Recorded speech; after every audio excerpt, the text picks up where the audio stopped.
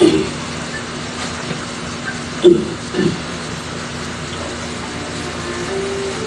gawin siya. Handshake mo. Dito niya siya magaling. Pandemic po nung na-stroke yan eh. Bawal ang body Dito sa loob ha? Dito sa labas ng araw. bawal. Kaya hindi siya na ng Lakad-lakad lang. opo, physical therapy, hindi siya natingnan. Mali yun. Tapos nung mga na siya, 3 years na, sabi nung doc, Dapat. napapansin niya, hindi siya gumagaling yung sa salita. Na, sabi ko, doc, kailangan ko ba siya Sige siya nito. Pag tuhod may problema, pag nanginginan, masakit yan. Pag ginanon mo naman siya, hindi masyadong matupid ka ba? Ganun lang siya. Oo. Problema tuhod.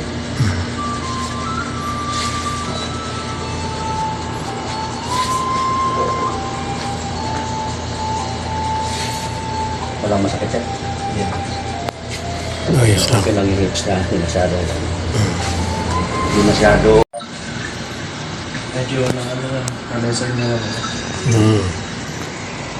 Kukunti na lang po siya, no? Sakit. Kanina po. Hindi ko mabaon.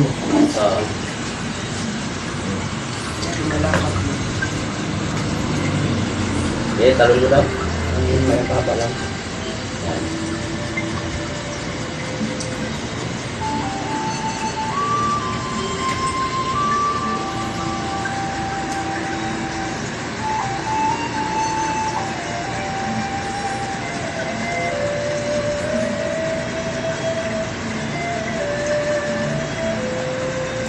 Kasi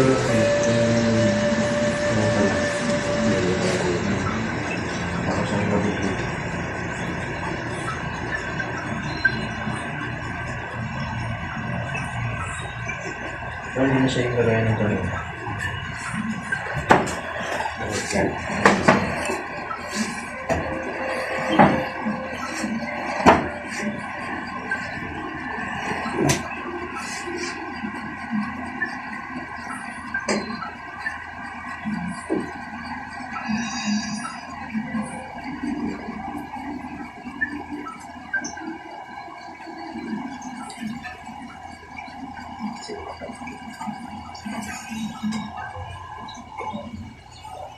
Wala pa po.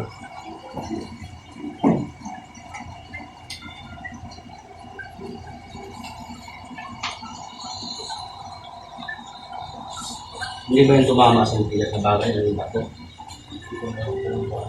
Wala na. Yung matagal na, di ba? Kasi kung bugbog lang yung bago na. Plastic ko sa yan. Pag yun na naman yung malalaman ng kalin yung may mas, tightness. Kung maginan mo siya. So, pag na-tight yung pila, yun lang yun.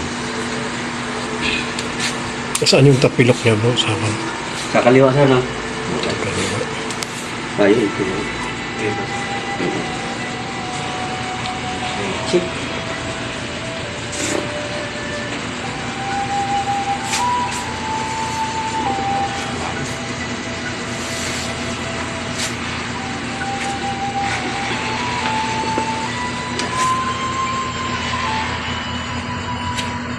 Masakit, eh?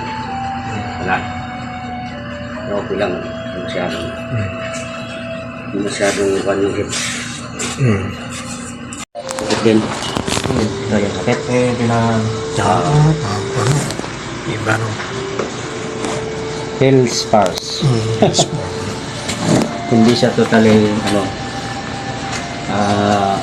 ankle sprain. Hill spars ko siya. Ito ang sakit. Ito. Ito.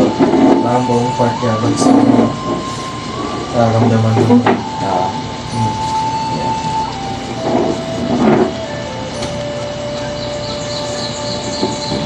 pag lumalapat.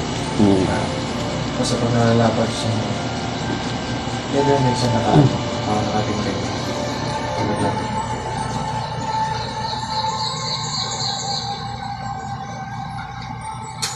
Ito,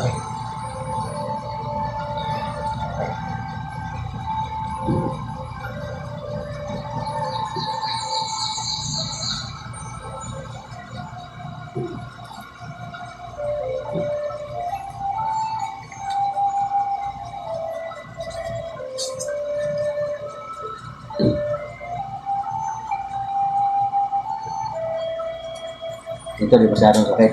Masakit din sa Pero ito yung pinakamasakit.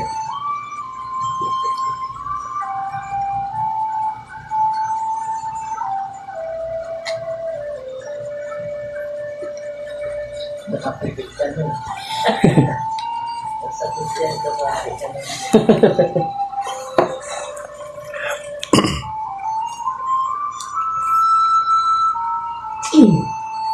Oh, natulog pa din ako. Relax mo lang.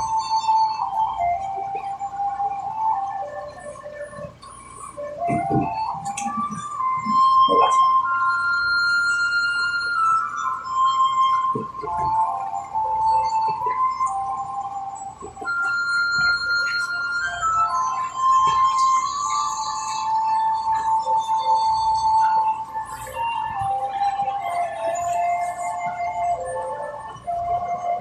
Sakit pa? masakit sa Bawasan na. ayun, medyo nabawasan siya. Yung sa bandang gitna yung antay. Dito. Yung sa